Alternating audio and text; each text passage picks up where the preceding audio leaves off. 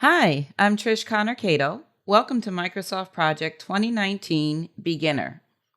This video is for users who are new to project or those who've had no formal training and are looking for insights on how to successfully create and manage project plan files. Microsoft Project is a powerful scheduling tool used to track tasks, resources, and costs. It also provides powerful and interactive reporting tools used through each stage of a project, which are covered in the advanced video. We start with the basics, exploring the user interface and efficient ways to navigate. We have a brief review of project management concepts. Even though project is not only used by project managers, the way that you work in the application has a correlation to project management phases. We move on to creating a project plan file and defining it for our project. We'll then dive into creating our task list and organizing it. Then we will add resources to our plan file and assign them to tasks. Lastly, we will finalize our project plan. Our first lesson is getting started with Microsoft Project. We'll figure out what exactly Microsoft Project does, and then we'll explore and navigate its environment. We'll identify key project management concepts, specifically the phases of project management, as they correlate to how you'll be working in your project plan files. Microsoft Project is a very powerful scheduling tool, and it's used to track tasks, resources, and costs, or any combination of the three. It also has a reporting interface with highly interactive reporting tools. Project is not only used by project managers, but by anyone in a role that requires scheduling and tracking, and it is in use worldwide to varying degrees. I'm going to go ahead and launch Microsoft Project now. I'm going to launch it from my Windows taskbar so that we can explore its interface. So when I get into Project, I'm going to go ahead and click on Blank Project. So it takes me into the project interface. You'll notice, just like the other Office programs, Project has a title bar. It also has the Microsoft ribbon interface. And notice the tabs on the ribbon in Project. They're project related. So you have a task tab. Anytime you're working with tasks and you need to do something, you're more than likely to find the commands on that tab. The same is true for the resource tab. When you start working with resources, you'll be using this tab. It also has a report tab, project tab, view tab, help. We have a contextual tab here, the Gantt chart format tab. The only reason that tab is on the ribbon is because the default view in Microsoft Project is Gantt chart with timeline. So when you go into Project, it's in Gantt chart with timeline view, and you get the formatting tools for your Gantt chart portion of the screen. Like in other Microsoft programs, you can access help by using the Tell Me What You Want to Do pop-up. You can also use the Help tab on the ribbon to get help. So you have the ribbon. You can double-click any ribbon tab to collapse it to gain more working space, and double-click to display it again. Now you also have a quick access toolbar in Project. Mine just happens to be showing below the ribbon, and I'm going to click the arrow next to it and tell it to show above the ribbon. Underneath the ribbon, you have the timeline. Later on in the course, you'll learn how to add tasks to the timeline, as it can be used as a high-level reporting tool, as well as give you a quick at-a-glance on what's going on with your project. Underneath the timeline, you have your Gantt chart view. The Gantt chart is a split screen view. It has a table known as the entry table on the left side, And then you have the area where your Gantt chart will display on the right side. To the left of the entry table, you have a view indicator. Just like any other Microsoft project has a lot of different ways of doing the same thing. So the view indicator not only tells you the current view that you're in, but it's also used to change to different views, of which project has many. So you can access different views by right-clicking on the view indicator, and you'll see other views that you can use in Microsoft Project. Underneath your entry table and all the way across the bottom of your screen, you have a status bar. It's telling me that I'm in ready mode and that new tasks would be manually scheduled. On the right side of the status bar, you have a series of view buttons, and that's just like presets. So a shortcut from going to the view menu, my arrow's going the wrong way, but you can use the view buttons to the right side of the status bar to switch to differing project views as necessary. And to the right of that, you have a zoom slider. Now, a note of caution about the zoom slider in project. In this particular view, it doesn't work to zoom your text so that it's larger so you can see it. It actually changes the time scale of what's displaying. And once we open a project plan file, I'll show you how that works, especially in this view.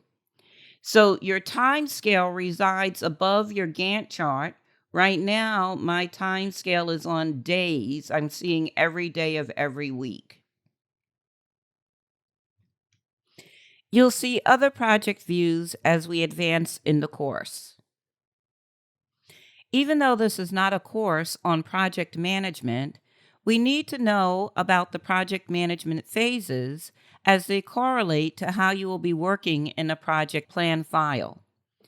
And by the way, this slide deck is in the video description for your future reference. So the first project management phase is the conception and initiation phase. This phase has no correlation to Microsoft Project. This is before you even start about building a plan file. So this is where the stakeholders and the people who will be working on the project will determine the purpose of the project, whether it can be done, and what would be needed for a successful completion. Again, that work is not captured in Microsoft Project. Microsoft Project starts with the definition and planning phase. So this is where you're working on the scope of the project and the budget. You're getting your tasks organized into a work breakdown structure, which you'll learn about in this course. And you're starting to perform some risk management techniques. Another phase that's captured in Microsoft Project is the launch and execution phase. So once your project is started and work is happening, you're going to be checking the status of your project, tracking and updating tasks, probably doing some resource assignments and reassignments, working on their schedules, and also starting to report on the status of the project to stakeholders and other interested parties. The performance and control phase of project management is also carried out in Microsoft Project, where we'll see if the objectives are on track and the work that is being completed, is it quality in terms of the deliverables. We'll also be doing effort and cost tracking and monitoring the performance overall of the project. So the middle three phases have a direct correlation with how you're going to work in Microsoft Project. The closing phase as well, the last phase, Project Close, you'll be using Microsoft Project for that as well in terms of reporting and just going back through things that you may have had to change, resource reassignments, moving tasks around to conduct your project post-mortem for lessons learned. Lesson 2 is defining a project. We've already created a new project plan file when we clicked on blank project before we did our tour of the environment. So we're going to use that blank project to define a project and assign a project calendar to it in this lesson. In project, when you define a project, you're setting its start date, and you're also creating a project calendar if necessary and assigning it to your project plan file. So we're going to start by setting the project start date. You're going to go to the Project tab on the ribbon, and in the Properties group, you'll see a series of icons. And these are icons that you use when you want to do something to your overall project. So one of the most important icons in this Properties group is the Project Information icon. When you're managing your project plan file, you'll be using that icon a lot. And that's why I've added it to my quick access toolbar, which I've moved above my ribbon. And if you want to add it to your quick access toolbar, all you have to do is right click on the project information icon on your ribbon, and you'll see your top choice is add to quick access toolbar. Mine is dimmed out because it's already up there. In any case, I'm going to go up to my quick access toolbar and click on project information. And you'll notice that it defaults to the project start date and the finish date is dimmed out. 99% of the times, I schedule my projects by their start date. When you use the finish date to schedule your projects, it has a default constraint that all tasks will begin as late as possible. So even if a task could begin earlier in your plan, it will wait to the last possible minute for it to be scheduled to begin. So we're going to put in a start date. I'm going to just do the drop down next to start date, and I'm going to navigate to November. And I'm going to say this project is going to start on November 1st of this year. When you schedule your task, project will be able to, once you outline your task, it will be able to give you the estimated finish date. Right now, you'll notice that underneath where it says schedule from project start date, it says all tasks begin as soon as possible, which is the constraint when you're scheduling from the start date. So we gave it our start date. We're going to go ahead and click OK to close the project information box. Now I want to direct your attention to the Gantt chart portion of your screen. And you'll see a dashed line going down, and that line represents the start date of your project.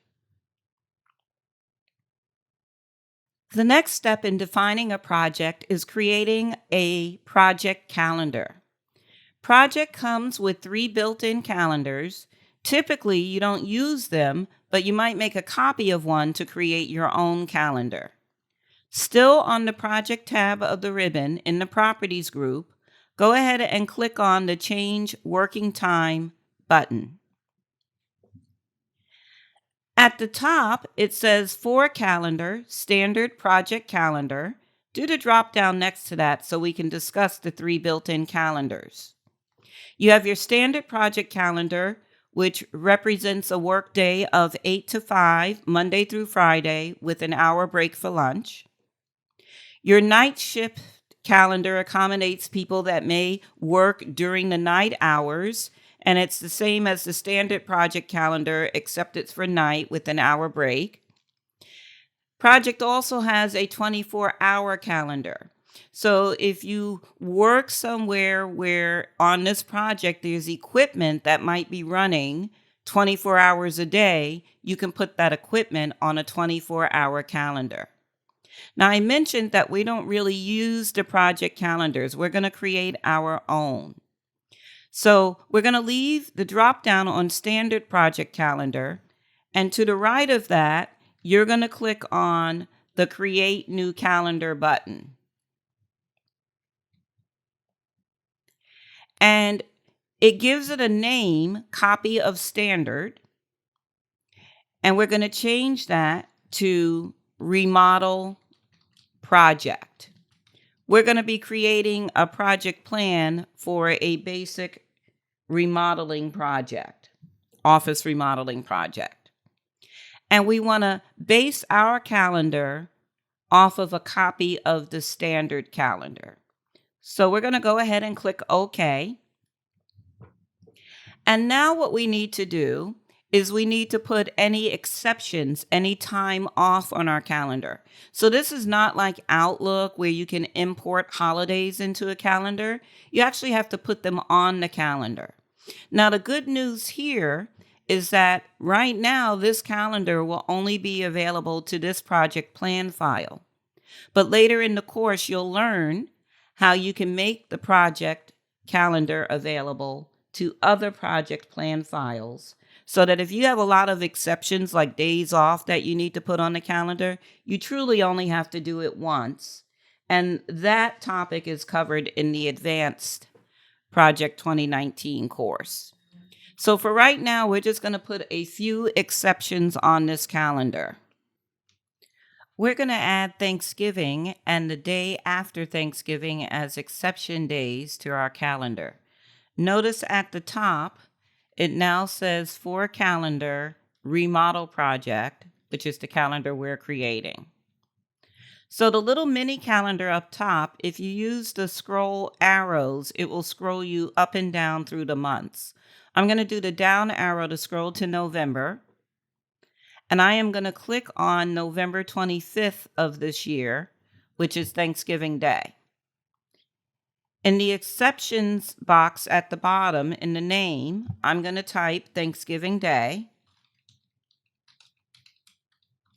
And I'm going to press the Tab key on my keyboard so it fills in the start and the finish dates of that holiday. On the mini calendar up top, after clicking in the second name box, I'm going to click on the 26th of November. And I'm going to just type in the name box day after Thanksgiving.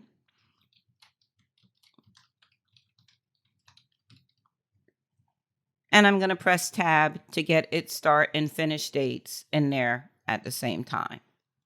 So now that I have the Thanksgiving holidays in, I want to make them recurring so I don't have to update the calendar every year. So I'm going to click on Thanksgiving Day in the exceptions grid. And over to the right, I'm going to click on the details button. So underneath recurrence pattern, I'm going to select yearly. And underneath the pattern, I'm going to select the fourth Thursday of November. Thanksgiving always occurs on the fourth Thursday of November. Toward the bottom of the screen in the range of occurrence section, I usually end by some date way in the future. So I'm going to do the option button in front of end by. And I'm going to just change the year there to the year of 2050. And I'm going to click OK. I'm going to do the same thing to make the day after Thanksgiving recurring. So I'm going to select it in the name column, go over to details, select the yearly option button, do the fourth Friday of November option button, and under range of occurrence, make it end by the year 2050. And that way you won't have to worry about it. If we use this calendar on other projects, we won't have to go in and change the day for Thanksgiving and the day after every year. The other thing I want to point out in this screen, so I'm going to just click on the November 25th date. You'll notice that November 25th and the 26th have that dashed underline underneath them, and they have like a bluish shading. So the legend on the left will let you know that it's an exception day. And what that means in project, once we attach this calendar to our project, it means that no work will be scheduled on exception days. Go ahead and click OK. And the other thing that you need to know is the calendars in Project, even the one that we created based off of the standard calendar, ignores Saturdays and Sundays. So no work will ever be scheduled on a Saturday and Sunday unless you override the system and tell it to do so at a task level. The last thing we're going to do right now is save our file, and then I'll show you how to attach the calendar to your project plan file. So go ahead and do save. And I'm going to put it in my working directory that I created for this course, which is on my desktop. Let me just navigate there. And I have my Project 2019 Beginner file folder. And I'm going to name this Learnit Remodel Project.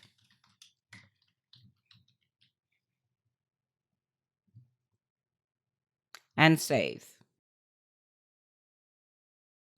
Now, the last step in defining your project plan file is attaching the calendar we created to this project plan. Notice that your title bar has updated. Since we saved the project, it now has the name of the project in the title bar. And we're going to go back to our project information dialog box, which we put on the quick access toolbar to attach the calendar to this plan file. So notice on the right side, it uses the default standard calendar in a project plan if you don't change it. So now that we created our own calendar that has the Thanksgiving and day after exceptions on it, we want to use that calendar for this project plan. Do the drop down next to standard and you'll see your remodel project on the list. Go ahead and select it and click OK. So now our project will not schedule any work on Thanksgiving or the day after Thanksgiving. Go ahead and save your file again. Lesson 3 is creating and organizing project tasks. We're going to add tasks to our project plan file that we've already created.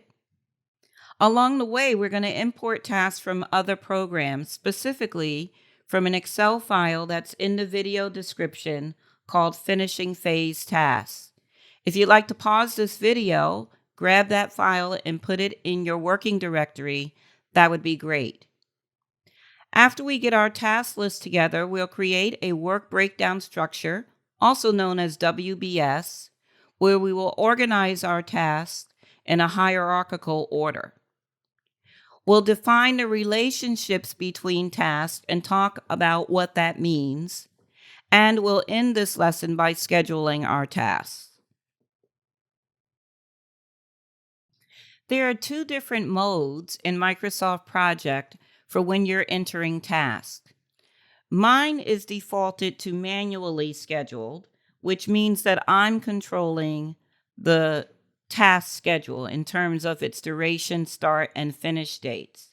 And that's why down in my task bar, my status bar rather, it says new tasks are manually scheduled. When I'm manually scheduling my tasks, that's when I'm setting up my project plan file. Typically, the project hasn't started yet. Work on the project hasn't started yet. And my task list may not necessarily be complete. I might need to modify it. There might be information that I don't have, like the specific duration of a particular task. So at this point, I'm going to leave it on manually scheduled.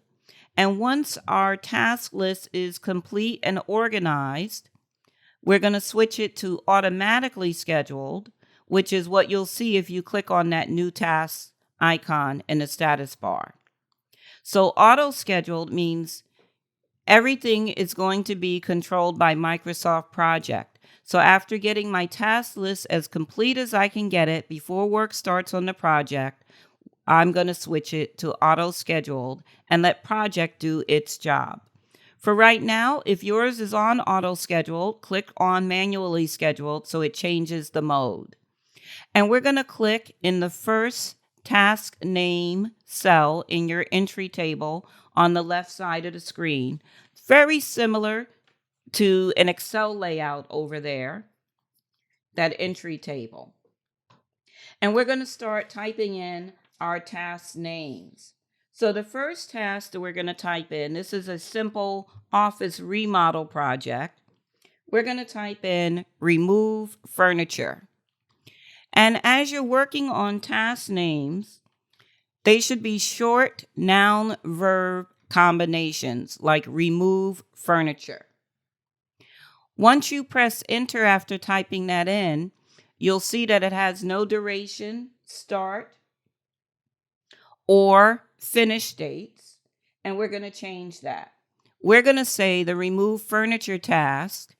In the duration field, we're going to type the number 4. It's going to be 4 days. You don't have to type days because it defaults to days. If you did want to type days, you don't have to type the full word. You could just type the letter D. But it defaults to days, so it's not necessary. You'll notice a few things on your screen. First, notice the push pin with the question mark in the task mode column. That represents a manually scheduled task. Also notice that the duration of the task shows up on your Gantt chart as a bar. And we set the project start date as November 1st of this year. So that's where your dashed line is showing November 1st. It's starting that task on the start date of the project at this point. And you'll see when we switch to auto scheduled how all of this will change. But for right now, we're good. We have our first task in. Underneath remove furniture, you're going to type knock out middle wall. And you're going to give that a duration of 1. And this time I use my tab key to go over to the duration field. I typed in a 1 and I'm going to press enter. Our third task is going to be named remove wallpaper. And that task has a duration of 2 days. So I'm going to just put in the number 2. Notice the duration and the differing duration showing on the Gantt chart portion of the screen. We have a few more tasks we're going to enter now. The next task is add network drops. And that task has a duration of 2. Paint walls has a duration of 3. Add new flooring has a duration of 2.5, so 2.5 days. And the last task we're going to add for right now is add new lighting. And that has a duration of 2 days. Go ahead and save your project plan file. Another way that you can add tasks to your list is by importing them from other programs. As a matter of fact, if we had an Excel file with an entire task list in it, we could use a template in Project to start a new project plan by importing those tasks in from Excel. And you would be able to find that on the File tab of the ribbon. If you go to New, you'll see that template, New from Excel Workbook. Since we're not looking to create a new project plan file, but use our existing one, we're not going to use that option. We're simply going to copy and paste from Excel into Project. So that finishing phase task Excel file that's in the video description, I'm going to just bring it up on the screen, and you should go ahead and open it. And you'll see it just has 3 tasks in it. Instead of typing these into Project, we're going to just select the 3 tasks and their durations. We're not selecting the header. And I'm going to do Control C to copy. And I'm going to switch back over to my project plan file. And I'm underneath the Add New Lighting task name. And I'm going to just do Control V, as in Victor, to paste in those 3 tasks from Excel.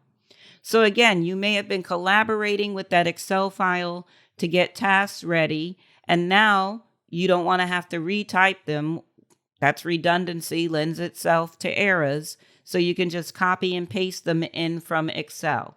Again, if you wanted to create an entire project plan file based on an Excel file, you would do File, New, and go to the Import from Excel template. Go ahead and save your project plan.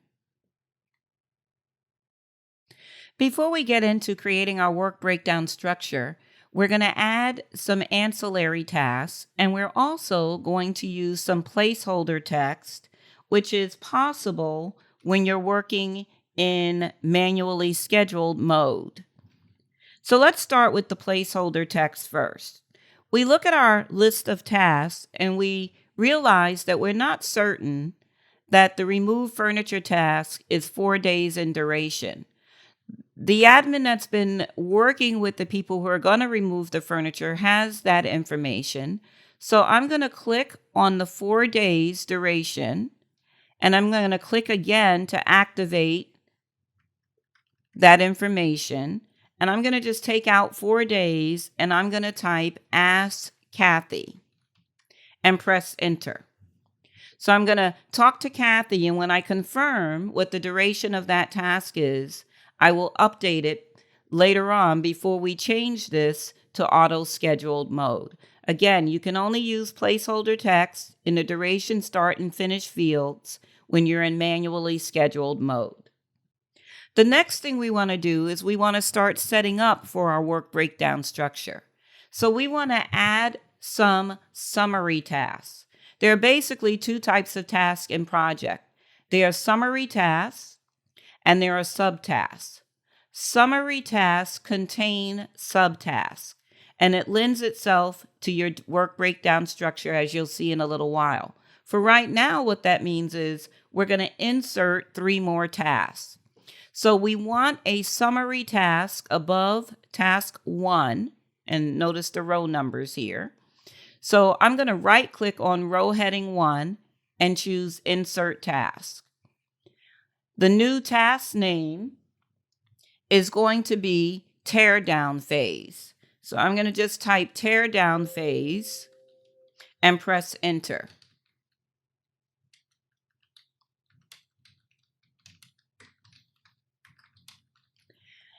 We're also going to want to add a summary task for the construction phase of the project, and that's going to be above task 5, which is Add Network Drops. So right click on row heading 5, Insert Task, and name the new task Construction Phase and press Enter.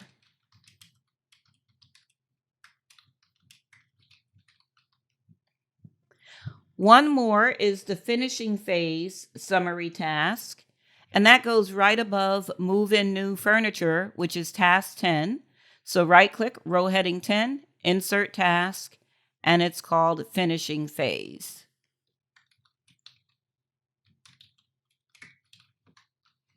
And press Enter.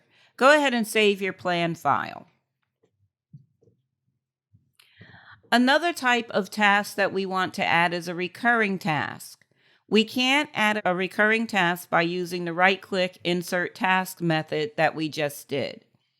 And when you're adding recurring tasks, like say you're going to have weekly meetings about the project or bi-weekly meetings, whatever the time frame is, you want to add them at the top of your project plan file so they're not interspersed with your other tasks, which are in the order that they need to happen in. So I'm going to just click on the Tear Down Phase task. And for this one, we need to go to the Task tab of the ribbon. On the Task tab of the ribbon, you have an Insert group with a task drop-down. And we want to click the drop-down arrow for task. And that's how you could create a recurring task. So it opens the recurring task information dialog box, and we're going to call this biweekly status meeting.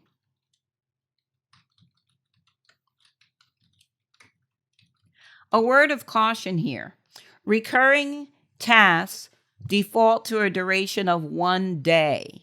We don't want this as just a status meeting. We're not going to be in an all-day meeting.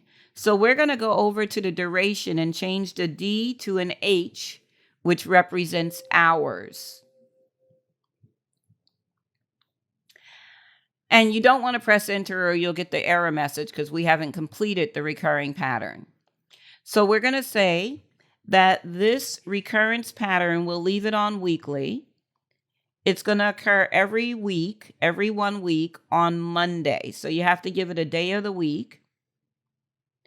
And we'll just have it end by whatever date is in there, right?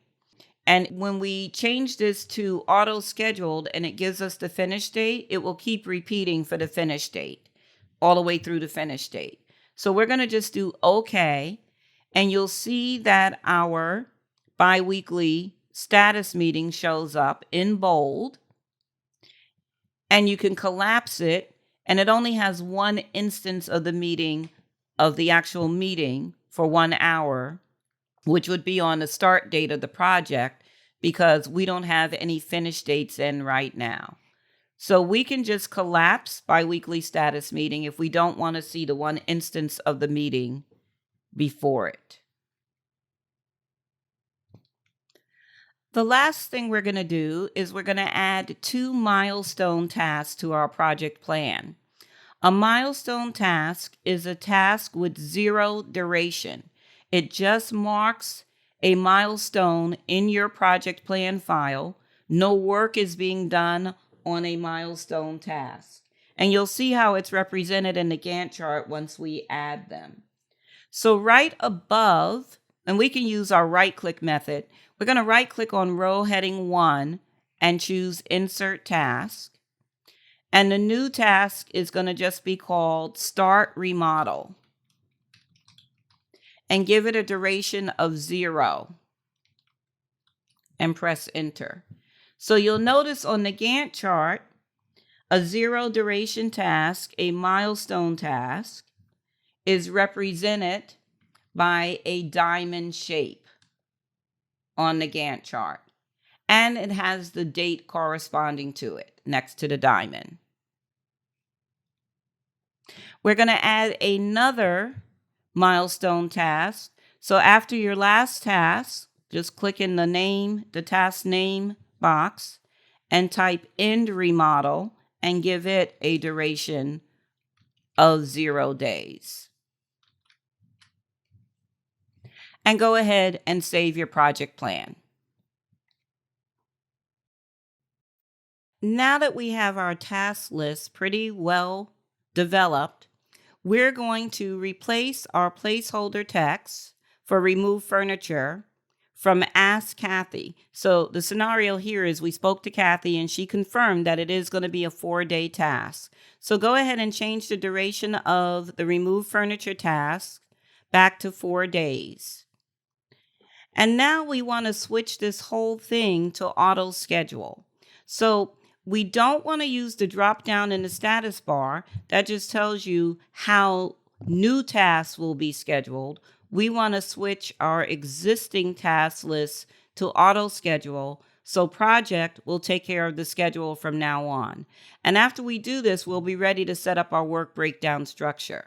So what I'm going to do is I'm going to just drag the row headings and select every task. And on the task tab of the ribbon, in the task group, I'm going to go ahead and click on the auto schedule button. So you'll notice the icon for all of the tasks have changed, except for our status meeting. That was already automatically scheduled. Recurring tasks are automatically auto scheduled. So now we have in the task mode column, we have the icon that represents auto scheduled. A couple of other things have happened here. For our durations are 1 day duration tasks. It put 1 day and a question mark, which means it's estimated. It also populated the start and the finish dates, and I'm just expanding the width of those columns. And everything right now begins on the project start date of November 1st. And we know that's not realistic. But once we switch it to auto schedule, it takes the start date and it puts it in as the first day of the project. You'll see how that changes as we apply our work breakdown structure. So to do that, we need to make it look like there's a difference between the tasks, between our summary tasks, our phase tasks, and our subtasks. So what you're going to do is you're going to select 3 tasks. You're going to just click and drag, remove furniture, knock out middle wall, and remove wallpaper. And on the task tab of the ribbon, in the schedule group, you're going to see 2 different icons, one of which is outdent task and the other one is indent task. And I'm going to just draw an arrow to the indent task button so you can see which one we're going to be using here. What we need to do in order to create the hierarchical structure is we need to indent the subtasks so they flow underneath their summary task. Go ahead and click your indent task button, and you'll notice a couple of changes. First of all, the tear down phase is now bold and it's collapsible. It gets its duration, start, and finish dates from the 3 subtasks underneath it. So 4 days. Remove furniture takes 4 days. The other tasks take 1 day and 2 days, respectively. So the entire length of that phase is 4 days. And that means the start and finish dates are different. So starts on the 1st, finishes on the 4th. Now we're going to indent tasks under our construction phase. So just select tasks 9 through 12 and go ahead and click your indent tasks button. And we're going to select tasks 14, 15, and 16 and indent those as those are the subtasks of the finishing phase. Now let's take a look at the changes on your Gantt chart based on what we just did. So your summary tasks, your phase tasks, show up on the Gantt chart as like a bracket with its subtasks underneath it. So you have your bracketed tasks, those are your summary tasks.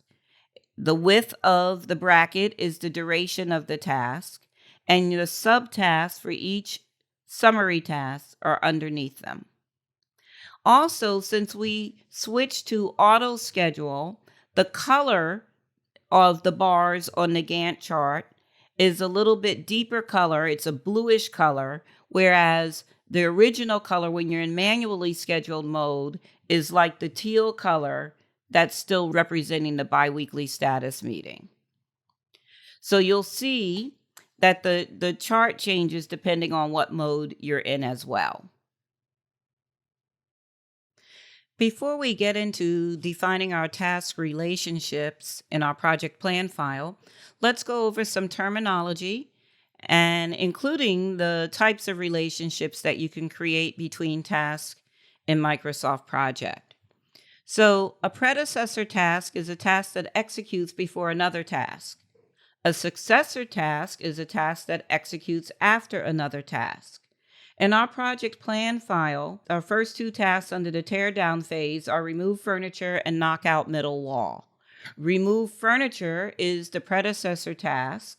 That has to happen before the successor task of knock out middle wall happens.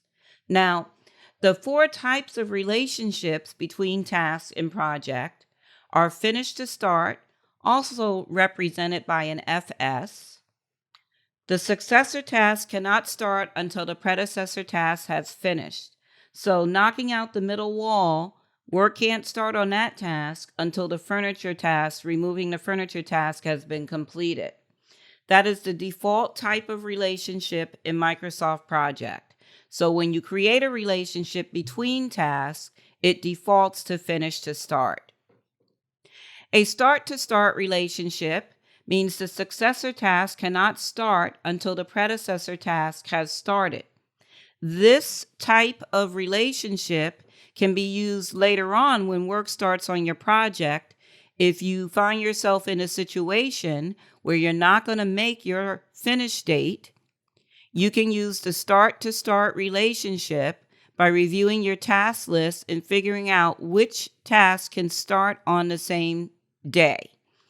And that gains you more time in your schedule. So start to start is often used to crash your schedule when you need to gain more time so you actually can try to make your finish date. You have a finish to finish relationship type where the successor task can't finish until the predecessor task has finished. So they finish at the same time. Basically, that one is what that means. And then you have start to finish. This is used very rarely. The successor task cannot finish until the predecessor task has started. So typically, when you have a highly sequential task list, like we have, you won't ever need to use the start to finish relationship. Two other terms and relationship related things you need to know about is the concept of lag time and lead time. So lag time is the amount of time that passes before a successor task starts.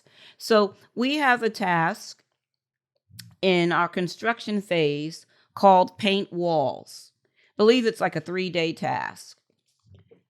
We need another day after the last day of painting to make sure the walls are dry before the next task can start. We don't want to make paint walls a 4-day task because then the project will be charged for 4 days of resources that are not working while we're waiting for the paint to dry. So that's where lag time comes in. It says when the previous task is finished, wait this long before the next task starts, regardless of the type of relationship. Then you have lead time, which is another method that's used to crash your schedule to gain more time in your project schedule. Lead time is the amount of overlap between a predecessor finishing and a successor starting.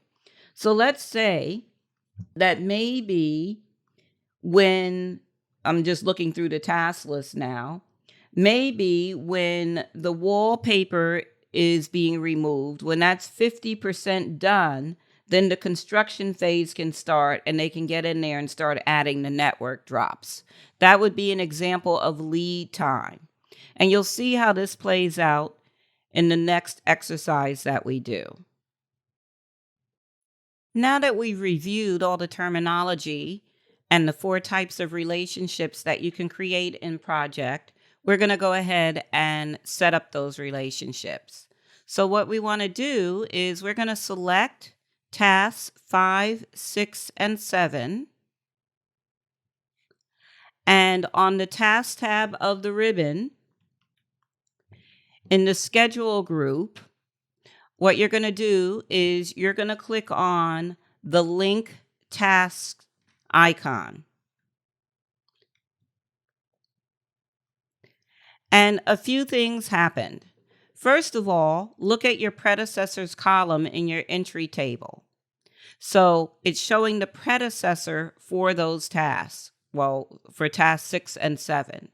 Task 5 is the predecessor for task 6, and task 6 is the predecessor for task 7. Also, in your Gantt chart, you'll see the relationship line, and it's indicative of the type of relationship it is. So remember, the default relationship type is finish to start. And so that line is coming out of the end of task 5 and going into the arrows pointing to the beginning of task 6. When task 5 finishes, task 6 can start. When task 6 finishes, task 7 can start. So the line will change depending on the type of relationship on your Gantt chart. Now we're going to set up the other relationships. So let's drag and select tasks 9 through 12, and then hold down your control key and select tasks 14, 15, and 16. So you have all of those tasks selected. You're going to go back up to the task tab in the schedule group and click on link the tasks button. And so you can look at your Gantt chart and see the other links that are there as well. Now you can also link summary tasks. So when the tear down phase finishes, the construction phase starts. When the construction phase finishes, the finishing phase will start. So let's select task 4 and holding down control, click on task 8 and then click on task 13 and go ahead and link those tasks. So right now, all of our summary tasks are linked to each other. When the tear down phase finishes, the construction phase will start. The default relationship type that we're using right now is finish to start. So we're not changing the relationship type at this point. And you can see the updates on your Gantt chart as well. You'll notice some blue shading in the entry table. Anytime you do anything in project that causes other fields to update and change, they will be blue shaded until you save the file or make another change. So your start and finish dates updated based on the types of relationships. And the entirety has been rolled up to each of your summary phase tasks. So let's take a look at this. Let's look at the tear down phase. It's now 7 days in duration. If remove furniture takes 4 days and it's in a finish to start relationship with knockout middle wall, then remove furniture is going to start on Monday the 1st and end on Thursday the 4th. Knockout middle wall cannot start until Friday the 5th. It's a 1-day task, so it starts and ends on the same day. And remove wallpaper can't start until knocking out the middle wall is finished. And so since knockout middle wall is ending on a Friday, remember, project skips Saturdays and Sundays. Remove wallpaper will start on Monday the 8th.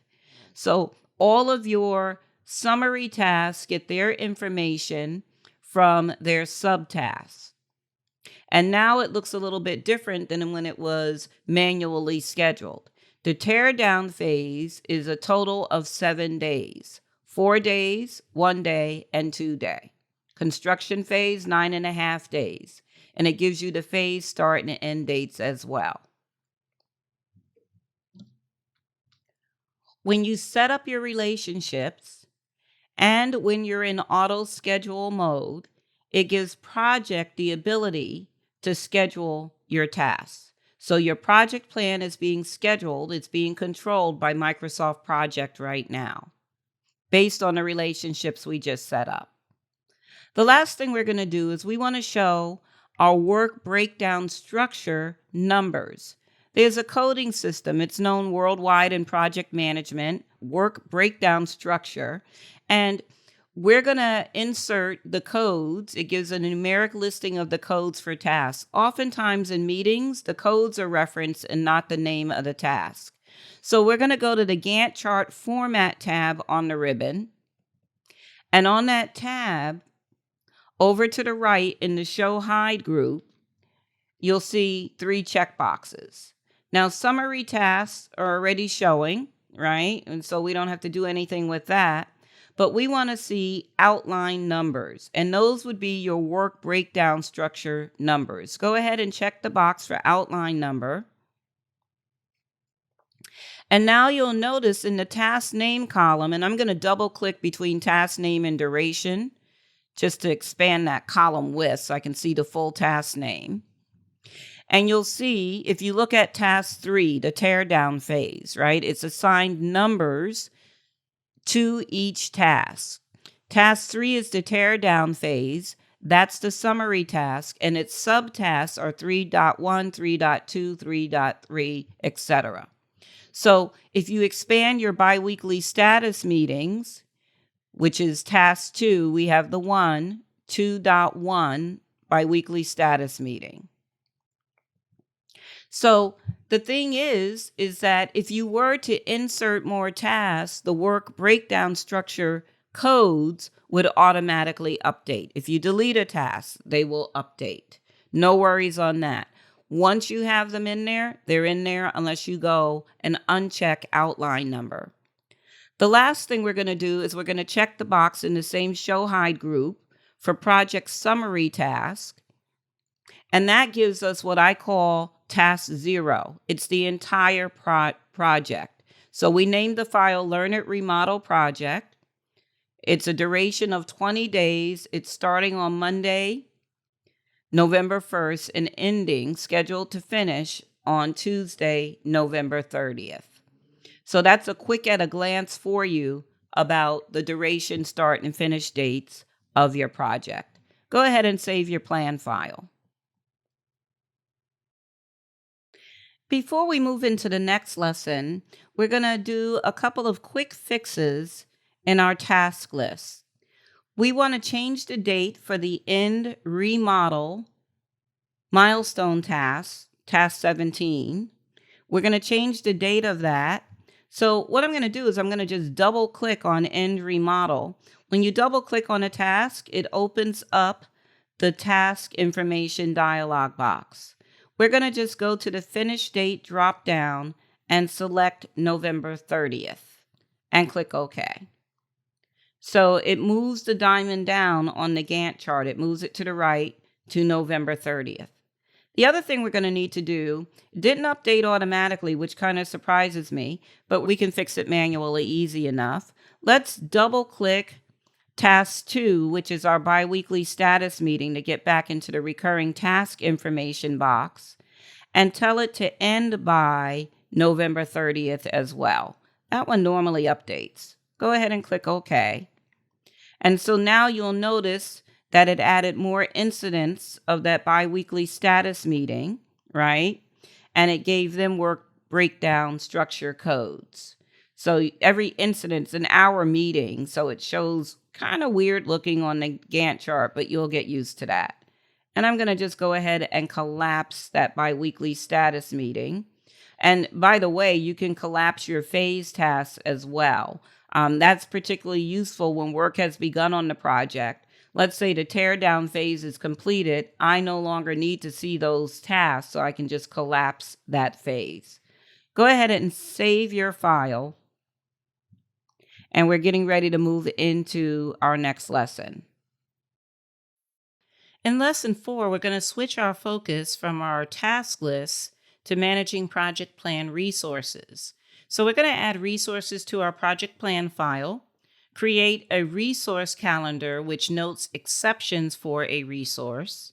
We're going to enter some resource costs, assign resources to tasks, and we'll end up by resolving resource conflicts, which is very important in Microsoft Project. In Project, you could simply type resource information in the resource names column in your entry table, but that is not the preferred method of working with resources in Project. We're going to use our view indicator on the left where it currently says Gantt chart to switch to resource sheet view, which is where we're going to input our resource information. So go ahead and right click on your view indicator and select resource sheet. Before we start working in resource sheet view, we'll go over the different columns of information that you could supply here. The resource name column can be the name of the resource or the position of the resource. If you're going to have multiple of the same type of resources in a position like contractors, I'll show you how to handle that in the resource sheet view as well. So you can put in the name of the resource if you know it, Or you can put in the position of a resource like designer, for example, if you're not certain of who the actual person is going to be. The type, there are 3 different types of resources available in project. Work resources are people or equipment.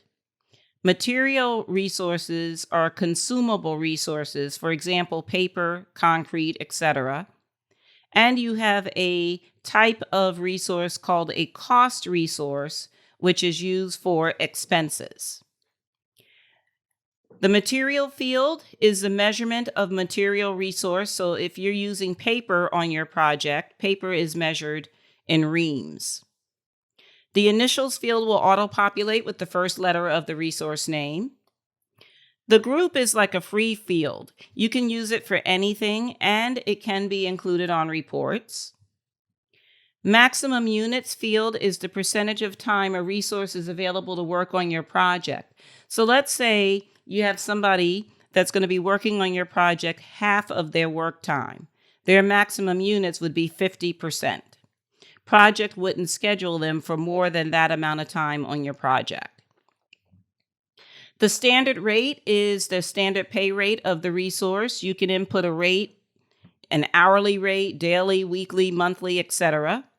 Overtime would be the overtime pay rate of a work resource. Project will never switch to the overtime rate. It's something you would have to do in order for project to recognize it. The cost per use field is used to indicate a flat rate every time a resource is used. The accrue field is the cost accrual method.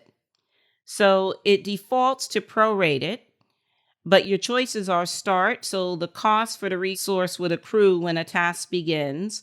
Prorated, the costs accrue over the duration of the task. And end, the cost would accrue when the task is completed. The base field indicates the resource calendar that's being used. Typically, resources are using your project calendar. Unless you need to make an exception for a resource, then project will automatically create a resource calendar based off of the project calendar attached to your plan. And the code field is another free field that can be used for anything and can also be included on reports. Now we're ready to start entering resources. So let's click in the first resource name field, and we're going to type designer. Now I use my tab key to go from field to field in here. When I tab over to type, a few things happened. It defaults to a work resource, which the designer is. It populates the initials with the first letter of the resource name. It sets the maximum units to 100%, and it puts in the 0 for the standard rate per hour and overtime rate per hour. The cost per use is also populated with 0. The default accrual method, prorated, is there. And the base calendar is the remodel project calendar that we created and attached to our project. So we just need to fill in the rest of the information. For the designer, we're not going to put them in a group. We're going to leave that empty. We're going to just go over to standard rate. So I'm going to navigate over to standard rate. And the designer's rate is 200. And then you have to type a slash and the letter H to indicate hour. And you can press enter. We're not going to put in any overtime rates or fill in any of the other fields. Don't need to. Let's go to the second resource name cell. And this one is contractors, plural. They're also a work resource. So when you tab over, you'll see that. What we want to change for the contractors, we actually have 3 contractors that are going to do work on this project. We don't need to list them as separate line items.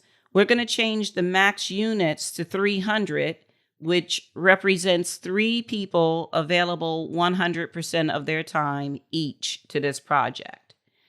And the standard rate for those contractors is the same, and that is 50/H per hour. We're only going to end up adding 7 resources here, so it's not going to take too long. We have our designer, we have our contractors. We're going to have a network tech, and we're just doing it by position instead of name at this point, which is fine. Now, once the project is up and running, or right before it starts, when you know the name of the person, you can come back in here and put it in for the designer and the network tech, and it will update to whatever task that that person has been assigned to. So the network tech is also a work resource, and their rate is $50 an hour, standard rate. So go ahead and get that in there. Our next resource after the network tech, we're going to have an electrician, also a work resource. And all of these resources are available 100% of their time to work on this project. So we don't have to change the maximum units anymore. It defaults to 100%. We're going to give the electrician an hourly rate of $125. So go ahead and get that input. Have a few more. The next one is just called travel. So the designer may have to travel for this project. And travel, when you tab over to type the letter C, and it will populate with cost resource. So a cost resource is like expenses. You assign the amount of the expense at the task level, so you don't put in any numbers on this screen for a cost resource. We're going to go ahead and add our 6th resource, and that is going to be Painter 1, just generic Painter 1, another work resource. And that person, Painter 1, is going to get $40 an hour as their rate. The last one we're going to add is Painter 2, another work resource, and their rate is $30 an hour. If they had the same rate, I might just put them as painters on one line item with a 200% max units. But since they have differing rates, got to put them as separate line items. And now we're ready to go ahead and save our project plan file. And if we want to switch back to our Gantt chart view, we can. You actually have 2 choices. You can use your view indicator, or there's Gantt chart right on the ribbon.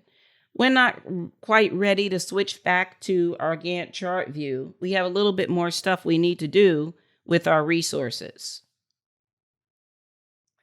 We have to make note of the fact that the electrician is not available to work on our project from the Friday before Thanksgiving until the Monday afterwards. So we have to create a resource calendar to actually note that exception for the electrician. To do that, we're going to double click the electrician resource name. And just like when you double click a task information dialog opens. When you double click a resource information dialog opens. We're going to go over to the right side and click on change working time. Notice that the base calendar at the top, it says resource calendar for electrician, and the base calendar is our remodel project calendar. So every resource is using the same project calendar, meaning that weekends and Thanksgiving and the day after Thanksgiving, no one will be scheduled for work. But the electrician has other exceptions. So we're going to do this the same way that we did when we created our calendar and put exceptions on it. We're going to scroll to November, and we are going to click on November 19th and go down to the name box in the exceptions area. And we're going to type not available. And then press your tab key so it populates the start and the finish date. Now go over to the finish date and do the drop down. And he's not available through the 26th, meaning he'll be available again on the 29th.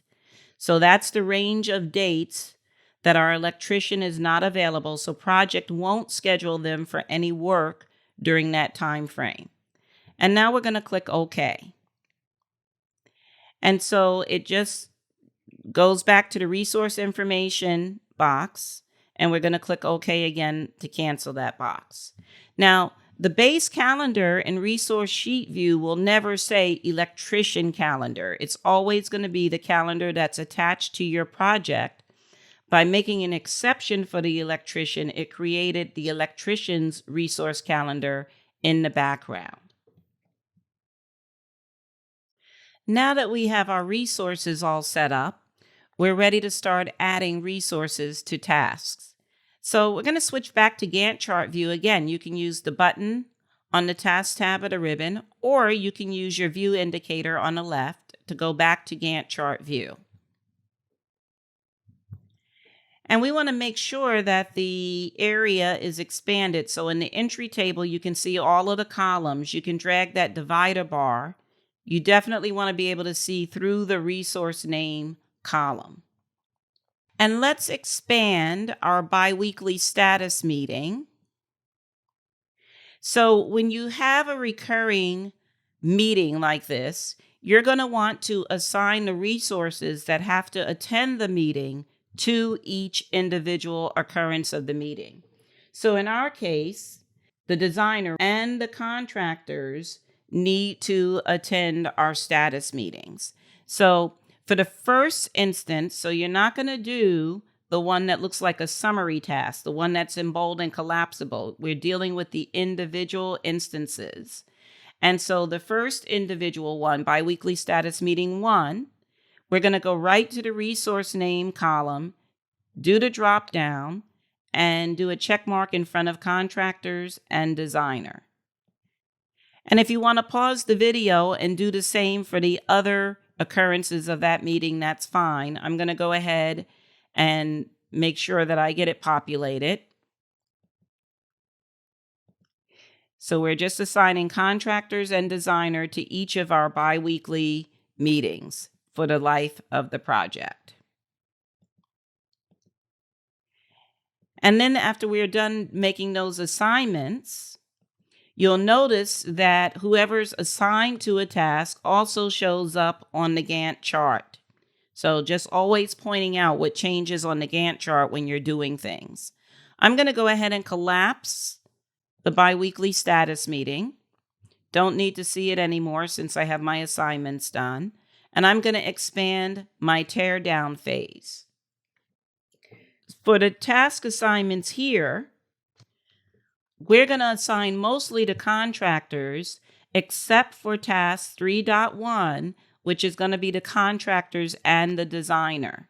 So I'm going to go right to resource names, and I'm going to put in contractors and designer for the 3.1. And then for 3.2 and 3.3, it's only going to be the contractors. Go ahead and make those assignments.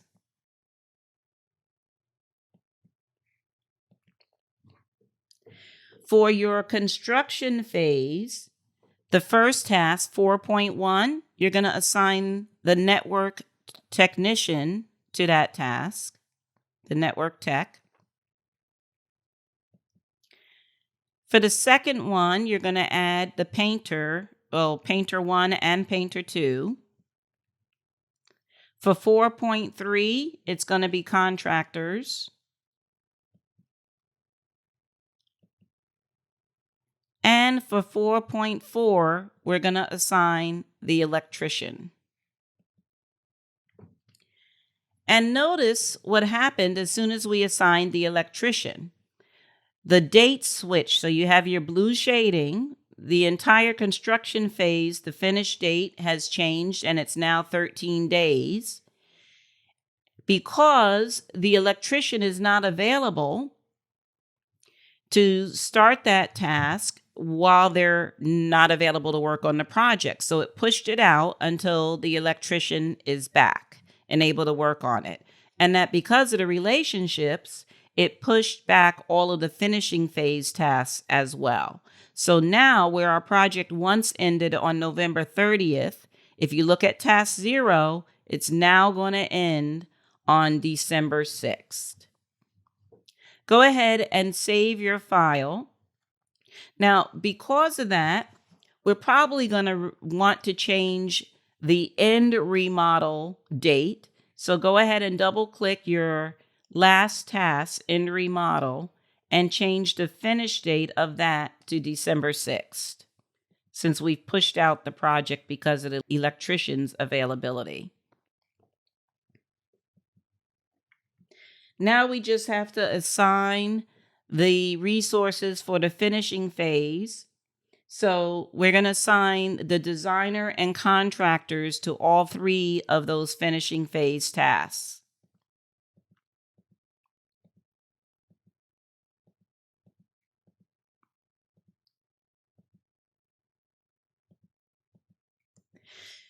And so we have one more assignment we want to do. We said that we set up a expense bucket for travel, a cost resource, and the designer is going to, we already know their airfare. This is the scenario I'm making up off the top of my head. So we're going to go ahead and put that in, and we're going to apply it to the first task in the tear down phase. So let's click on that remove furniture task first. And what we're going to want to do is we want to go to the resource tab on the ribbon. And the second button is assign resources. I usually do it from the resource name column unless there is a cost resource. So I'm going to click on assign resources and notice it is looking at the remove furniture task because we selected it before we came in here. So now we just need to add the travel cost. Remember, a cost resource, you put the cost in at the task level. So we're going to capture the airfare here. Probably in the finishing phase, we'll capture the hotel bill and the meals and stuff like that, rent a car for the designer. But for right now, we just want to capture the airfare. So we are going to go down and click on travel. And over to the right, we're going to put in a cost. We'll say the airfare was $500. And then you're going to click the assign button. So that's how you assign a monetary value to a cost resource. And we're going to go ahead and close the assign resources box. And if we look at the Gantt bar for that, it shows that the contractors and a designer are assigned to that task, and $500 of the travel expense cost resource is assigned to that task as well. Our final step in this lesson is to resolve resource conflicts. Before we do that, let's change each instance of our biweekly status meeting, 1 through 5, to auto-scheduled. So I'm going to just click and drag on those individual instances, not the bolded one. And on the task tab of the ribbon in the task group, we're going to go ahead and click the auto-schedule button, just so that those meetings are now being controlled by project. Now, if you notice in your indicators column, we have the circular arrow, which indicates a recurring task. And now next to each biweekly status meeting, we have a little calendar icon. And when you hover over it, it lets you know that it applied a constraint that this particular task has a start no earlier than constraint for November 1st. It also has over-allocated resources, which we're going to deal with now. If you notice, there's also over-allocated resources on task 3.1, remove furniture. In the indicators column, the little red person indicates that there's a resource over-allocation. And what that means is the resource was given too much work on one day outside of the, 8 to 5, 1 hour break for lunch. So they're over allocated. And as someone that's managing the project plan, you have to make decisions about that. So let's explore the over allocation on the remove furniture task. And one way we can do it is we can go to a different view and look at it. So we're going to use our view indicator and go to resource usage view. And in this view, the over allocation shows like the little red person in the indicators column, but it also highlights the resource name that is over allocated and their work hours in red. So what we need to do, this area of the screen in the middle is known as a time phase grid. And if you look toward the top of it, you'll notice that it's set back in September. So what I'm going to do is I'm going to use the scroll bar on that side of the screen to scroll over to October or November, and we'll start seeing the hours per day per resource. And for each resource, you have their tasks listed underneath them. We'll notice that on November 1st, and it's in red in the time phase grid, it shows 9 hours for the designer. So we have a 1 hour overage. And if you wanted to manually fix it, you would have to, in the details column on the time phase grid, you can right click on work and choose over allocation. So now you have work and the over allocation rows. So the designer has 9 hours of work on November 1st and 1 hour of over allocation. To manually fix it, you would have to change the 9 hours on November 1st to 8 hours, and then you would have to find the next available space for the designer where you can put in that 1 hour to make it up. Now, the thing about that is you would also need to look at that resource calendar, because the worst thing you can do is put that hour on a day when they're not scheduled to work at all. The easier solution is to let project fix your over allocated resources. The process is known as leveling. Let's go back to Gantt chart view. You can use your view indicator, or you can use the Gantt chart button up there on the task tab. And we're going to let project fix this issue for us.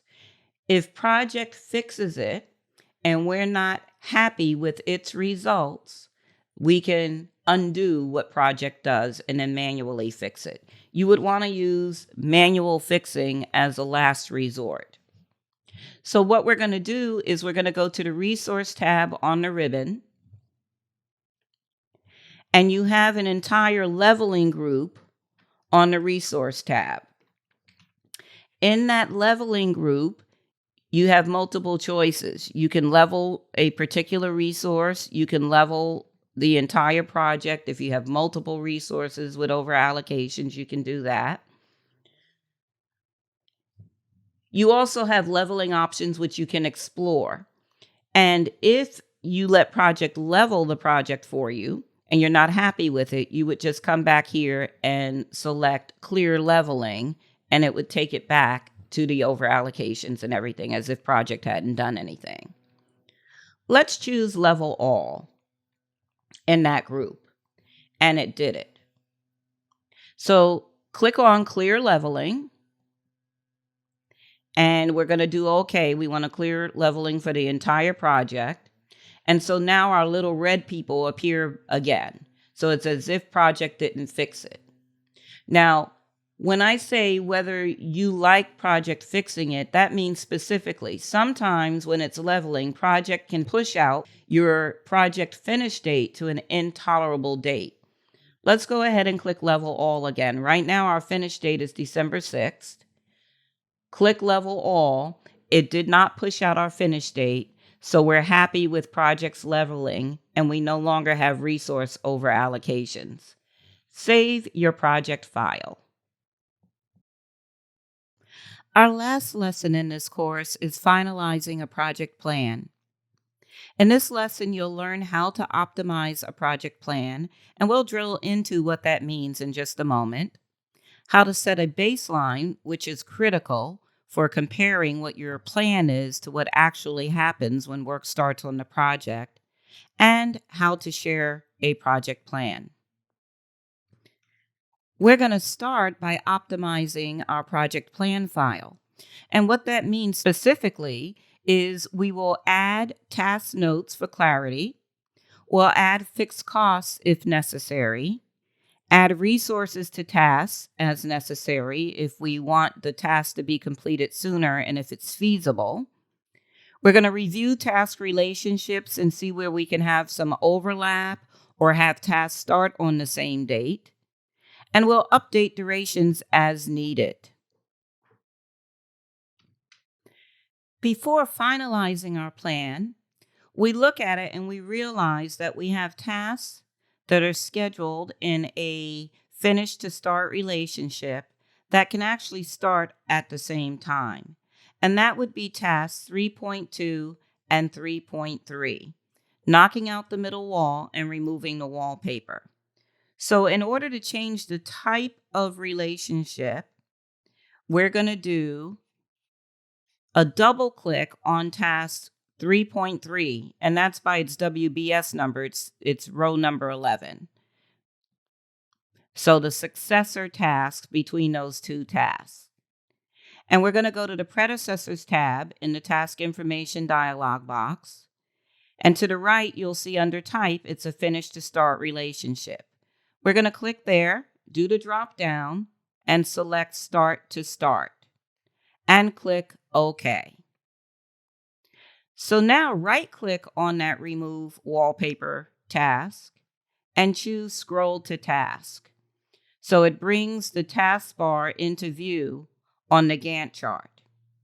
And you'll now see that the arrow, the beginning of the line, is coming out of the beginning of the previous task, the predecessor task, and going into the beginning of the successor task, which represents a start-to-start relationship. So they can start at the same time. Then we noticed for task 4.2, row 14, we need to allow a day for the paint to dry before the next task, add new flooring, starts. So what we're going to do is we're going to double-click the Add New Flooring task and go, if necessary, to the Predecessors tab. And that's where lag time comes in. So from task information, you can change the type of relationship and you can add lag or lead time. There is no lead column. So we're going to add lag time for this task, and then we'll add lead time on another task so you see how they're handled differently. Lag time is normally entered, it's always entered as positive number and the amount of the duration, or it could be a percentage. So we want 1 day lag. So I'm going to just click in the lag column and use my spinner to make it say 1 day and click OK. So that means when the painting task is finished, there'll be 1 day of lag. So we don't want to make the paint walls task 4 days because then we'll be getting resource costs charged for 4 days. It's a 3-day task. So there's going to be a 1-day delay before the successor task starts. And if you look in the predecessors column, now you'll see it's the predecessor task for add new flooring. It's task 14. It's finished to start plus 1 day. Now, normally it just gives the number. If it's finished to start, you'll never see an FS unless you do lag or lead.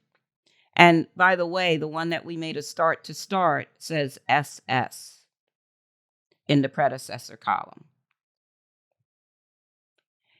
If we look at the paint walls Gantt chart bar, we'll see that the arrow coming out of it actually goes across a day before it starts the next task. So it's represented on the Gantt chart as well.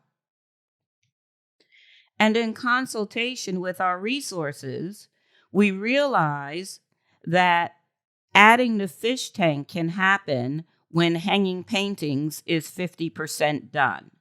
So we're going to go ahead and add lead time on the Add fish tank task. So we're going to double click it to get into task information. And we're using the lag field. The way that project knows it's lag versus lead is lead time is typically entered as a percentage. It could be a duration, but it's always entered as a negative. So in the hang paintings lag box, we're going to type in negative 50%.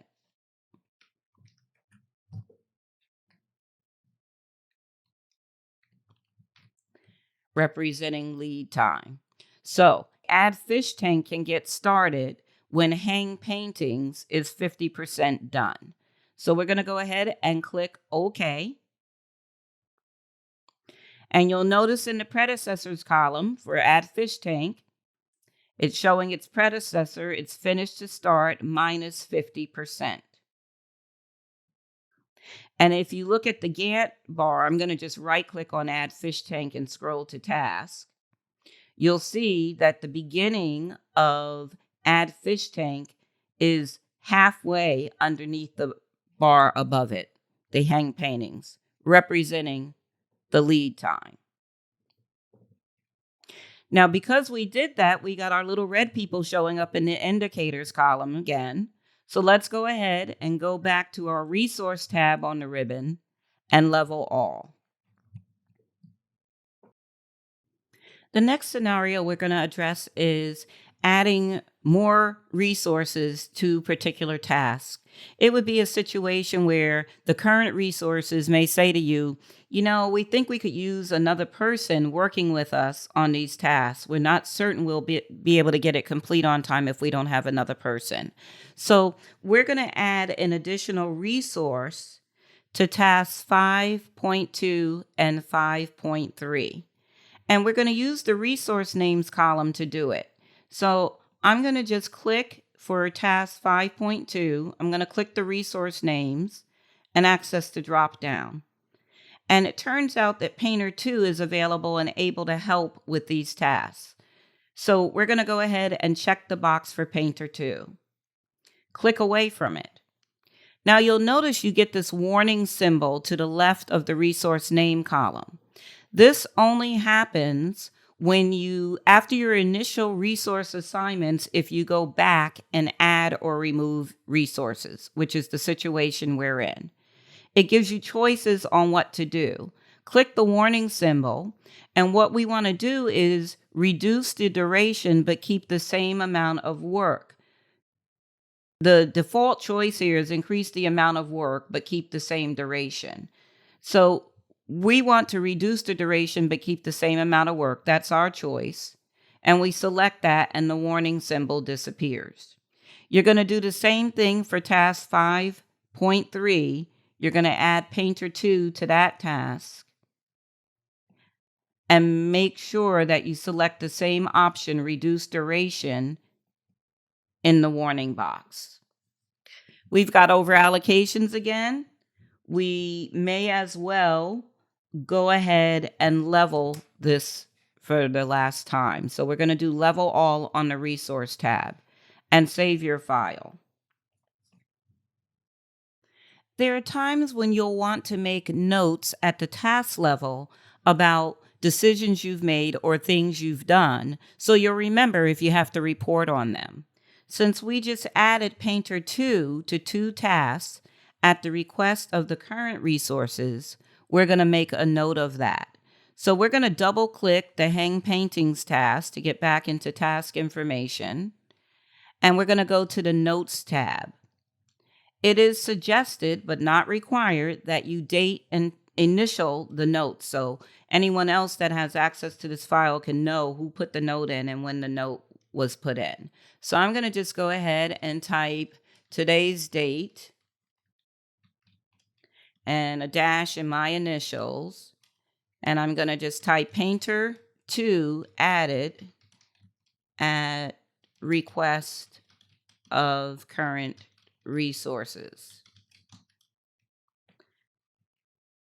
And so I don't have to do another note. I'll do also added to task 5.3. And then I'll click OK. If you look in your indicators column, you now have the note icon. And when you hover over it, you'll see the content of the note. To delete the note, you'd have to double click, go back in, select everything, and press delete on your keyboard.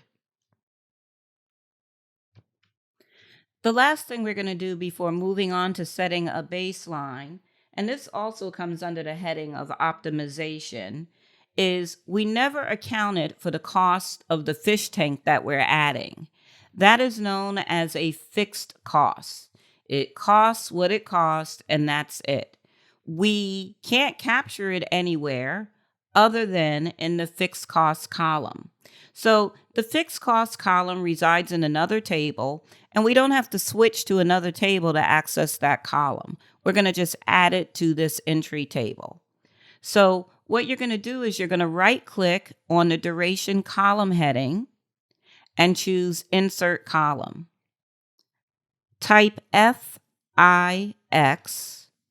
and fixed cost is showing up on the list. It's highlighted. So I'm going to just press Enter, and it adds that column here. So for the Add Fish Tank fixed cost, we're going to just go to that field and put in $550 and press Enter. Now, we can keep that column in this table if we need to. If we don't, we can get rid of it.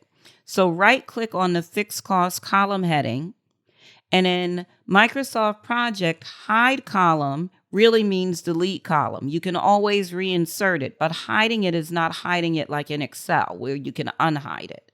And notice it has the red X symbol on the icon. Go ahead and click Hide Column. Now, just to show you that that field is populated in the table in which it normally resides in, we're going to switch to that table. Go to the View tab on the ribbon, and in the Data group, you will see the Tables drop-down. You're going to access the Tables drop-down, and you're going to select the Cost table. So you're still in Gantt chart view, but you're looking at the cost table now instead of the entry table. And you'll notice that the fixed cost for your fish tank task is in there. You can also see the other columns in this table, total cost. So right now, our total project cost would be $22,206.67 as of right now. And this is our plan. So remember, no work has started on the project. This is just what we're planning. We're going to go back to the tables drop-down, go back to your entry table, and save your file. Setting a baseline is very critical for you to be able to track the progress of your project plan. Right now, we created a project plan file. No work has started on the project, and a baseline is like a snapshot of what our plan is, so that when work starts on the project and we actually start updating our project plan file based on the work that's happening, that process is known as tracking actuals, you'll be able to compare your progress based on the comparison of where you are currently in your plan and the baseline that you set before work began. So the last thing you really want to be able to do when you have your project plan optimized and as together as it can be before work is done is set a baseline. The baseline captures the planned start and finish dates of every task, their durations, the amount of work, and cost estimates. And you can save up to 11 baselines per project plan file. That may sound extreme, but there are some instances when that's really useful. Some people like to set a baseline for every phase of the project. So our project has 3 phases. Long multi-year projects, you'll typically see multiple baselines. Like if you complete the first year of a 5-year project and you're so far off from what your original plan was, you might want to set another baseline there so you can compare future years to where you are at the end of the first year instead of where you are at the end of the first year compared to your original plan, which got really askew during the course of the first year of the project. So we're going to go ahead and set our baseline for this project plan file now. We'll be working on the project tab of the ribbon. So you can navigate to that tab, and there's a schedule group toward the right side of that ribbon tab. In the schedule group, you'll see the set baseline icon, and we're going to go ahead and click on it. And then we're going to choose set baseline. And by the way, if you set a baseline and then you make a whole bunch of changes to your plan file, you can go and clear that baseline and then reset it. So we're setting a baseline. Where it says baseline, if you do the drop down, you'll see how you could potentially have up to 11 in one plan file. We're going to keep it on baseline. We're doing it for the entire project as opposed to just for selected tasks. And we're going to click OK. So it doesn't look like anything has happened. Well, we can tell whether the baseline is set two different ways. Let's go back to set baseline. And when you get in there, under set baseline, it tells you the baseline and when it was last saved. So that means that one is set. We can cancel. And remember the project information dialog box from earlier in the course? We added it to our quick access toolbar. Click on that. And in the lower left, you'll see a statistics button. Click that button. So you'll see start and finish dates, duration, work, and cost for both where you currently are in your project plan file and the baseline, and they're exactly the same because we haven't tracked any actuals and done any work in this project yet. So this is another reason why I like having project information on my quick access toolbar. In the middle of a project, I can always click on the statistics and see how I'm doing. We're going to go ahead and close that. Save your project plan file. Once we start tracking actuals in the Project 2019 Advanced course, we'll revisit our project information statistics to see how we're doing compared to the baseline that we set. In the meantime, there are multiple ways that you can share your plan file before work begins on the project. One of the ways is simply by printing your Gantt chart view. So we can go to the File tab, and we can click on Print. And you'll see that it comes up, there's 2 pages, and it has a legend at the bottom of each page so that if you print this out and distribute it to your team, everybody will know what the legend means and understand what they're looking at. I'm going to just do the multiple pages button so I can see both pages at the same time. So it's really just printing what's on the screen right now. I'm not going to actually print, but that might be useful for you to distribute in a meeting when you're talking about the project before work begins on it. I'm going to just do the back button to get out of print preview. And another way that you can share your plan is there's a view called Calendar View. So let's go to our view indicator on the left and right click and choose Calendar. Calendar View might be how some of your stakeholders want to see your project plan. This view can be printed as well. So I'm going to do Control P this time instead of File Print. Takes me to the same place, Print Preview. And this is a 2-page view. I'm going to display multiple pages. Each page is a month. So you can actually see on the calendar grid the tasks and when they're happening in the calendar format. A lot of stakeholders seem to appreciate this. When I was actively project managing, I would have the calendar view printed out so I could quickly at a glance take a look and see what was supposed to be happening on any given day of the project. And I'm going to do the back button again. Another way that you can share your plan is by using the timeline. So when we started this, I said the default view is Gantt chart with timeline, and we're going to use the timeline now. I'm going to just go back to my view indicator and go back to Gantt chart view. And just like anything else in a Microsoft program, there's multiple ways of adding tasks to your timeline. The first thing is you want to click in your timeline to activate it. And then you'll notice that instead of a Gantt chart format tab at the end of your ribbon, you have a timeline format tab. And I'm going to just navigate to that tab. It's only there when the timeline is activated. I think the most efficient way of adding tasks to your timeline is by using the timeline format tab on the ribbon. Now, you get to make a decision. Do your stakeholders need to see all of the tasks, or are they just interested basically in task 0 and the phases? Let's say that they're interested in just your phases and task 0. So on the timeline format tab of the ribbon in the insert group, I'm going to click on existing tasks.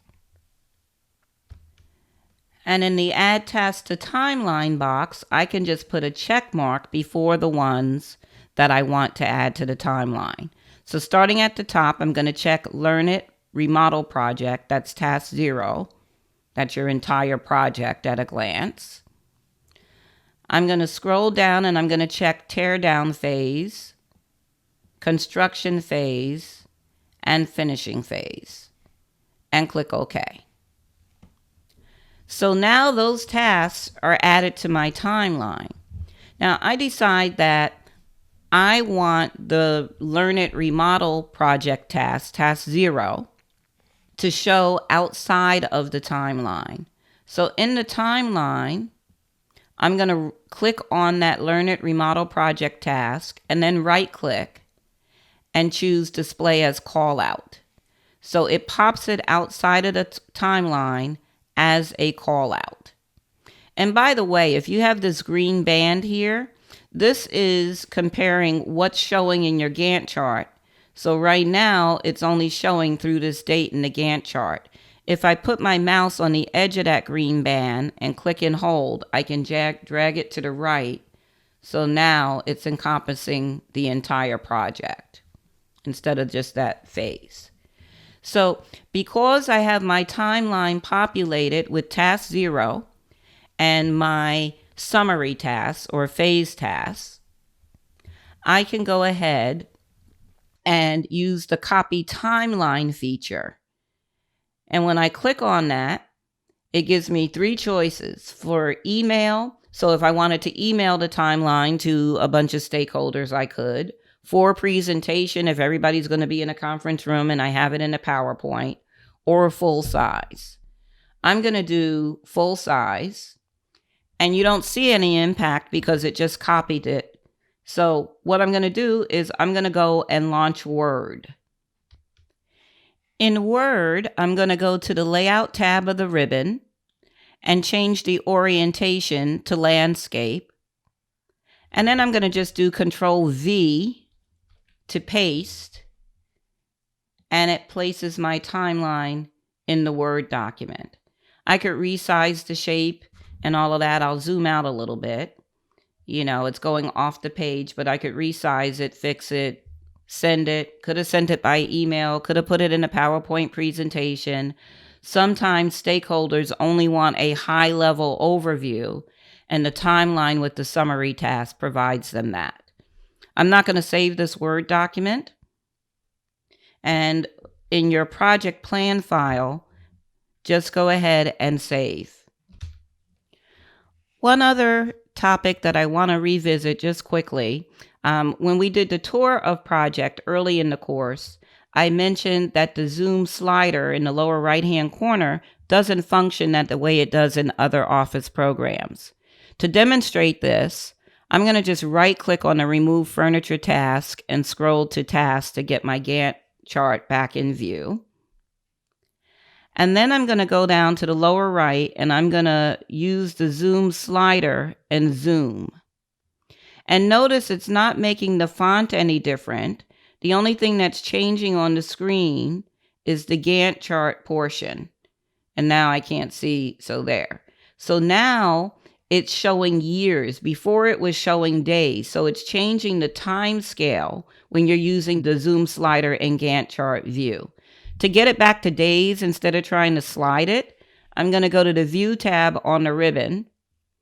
And in the time scale, the zoom group, time scale is actually showing 5 years at a time. I'm going to do the drop down and choose days. And then I'll right click on Remove Furniture and scroll to Task again so you can see it looks the way that it originally did. Remember, you can play this video anytime you want to refresh. The PowerPoint that I've been showing you throughout the course is in the video description, so you have access to that as well. Thank you for your attendance.